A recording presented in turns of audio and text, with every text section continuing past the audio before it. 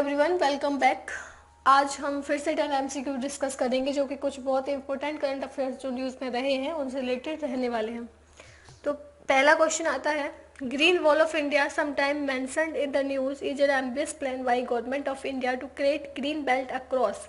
यानी कि एक प्रोजेक्ट है ग्रीन वॉल ऑफ इंडिया नाम का, जो कि सरकार के द्वारा बनाया जा रहा है, जिसमें कुछ जो हिस्सा है इंडिया का वो कवर होगा। तो वो कौन सा पार्ट है? तो जो इसमें ऑप्शन दिए गए हैं चार, south western, south eastern, north western, north eastern.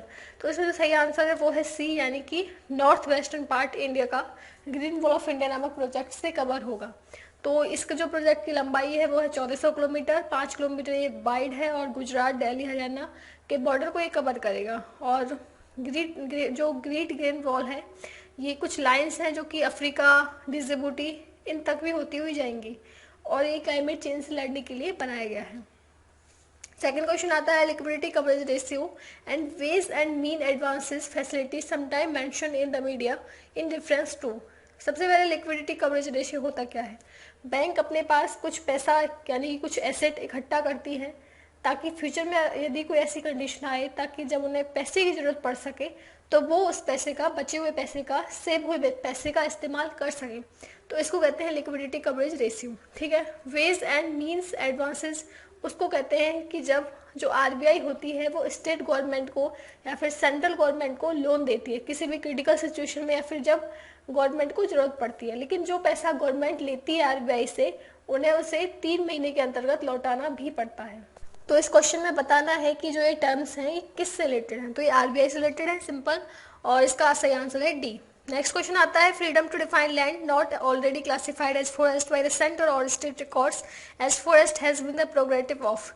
यानी कि ऐसी भूमि जो कि फॉरेस्ट नहीं बनाई गई है, यानी कि ऐसी भूमि जो बंजर पड़ी है और फॉरेस्ट को का दर्जा उसको सरकार ने नहीं दिया, यानी कि सेंट्रल गवर्नमेंट ने उसको अपनी फॉरेस्ट का जो दर्जा है वो नहीं दिया गया और वो भूमि ऐसे ही पड़ी है। तो वो भूमि जो है उस पर किसका अधिकार होता है, यानी कि उस भूमि को डिफाइन करने का कि ये किसके अंतर्गत आएगी, इस चीज़ का अधिकार किसके पास होता है, ये क्वेश्चन है। तो जो इसका अधिकार होता है वो होता है स्टेट गवर्नमेंट के पास। यानी कि जो स्टेट गवर्नमेंट होती है उन्हें सेंट्रल से अप्रूवल नहीं लेना पड़ता है इस चीज़ के लिए कि जो अनक्लासिफाइड जो भूमि है, यानी कि जो भूमि वर्गीकृत नहीं की गई है और सेंट्रल गवर्नमेंट के द्वारा, उन पे स्टेट गवर्नमेंट का अधिकार बनता है कि वो बिना उनकी मंजूरी के उसको डिफाइन कर सकें। नेक्स्ट क्वेश्चन आता है, under article 246 Indian constitution allocates responsibilities of the state and centre into 3 list, that is union list, state list and concurrent list.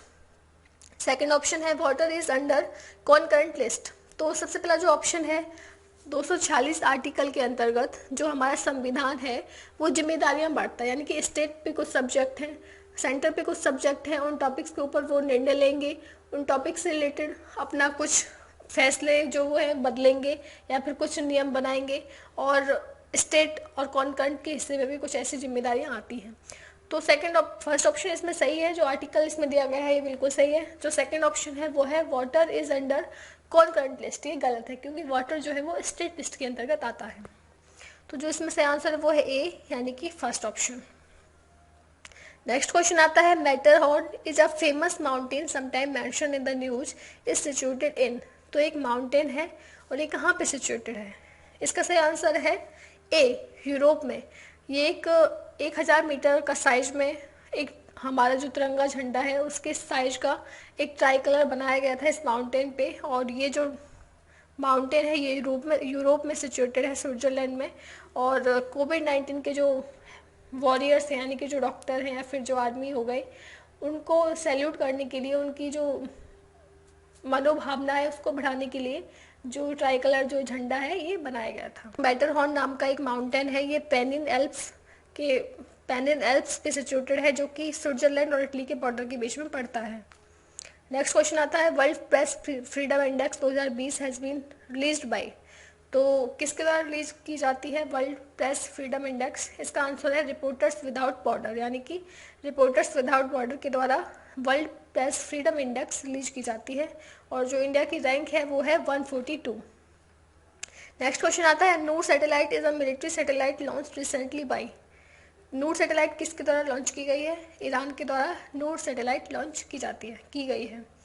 Commodity market outlook report 2020 has been released by, तो जो commodity market outlook report है वो release की जाती है world bank के द्वारा, ठीक है। तो कमोडिटी मार्केट जो आउटलुक है वो उसमें कुछ चीज़ें होती हैं, जैसे कि एनर्जी से रिलेटेड चीज़ें हो गई, metal, agriculture, precious metals and fertiliser, इनके बारे में वो अपनी रिपोर्ट जो है वो पब्लिश करते हैं। नेक्स्ट क्वेश्चन आता है, last question 10th, the report titled East Asia and Pacific in the time of कोविड-19 has been released by which global organisation. इसका सही आंसर है वर्ल्ड बैंक, यानी कि ए।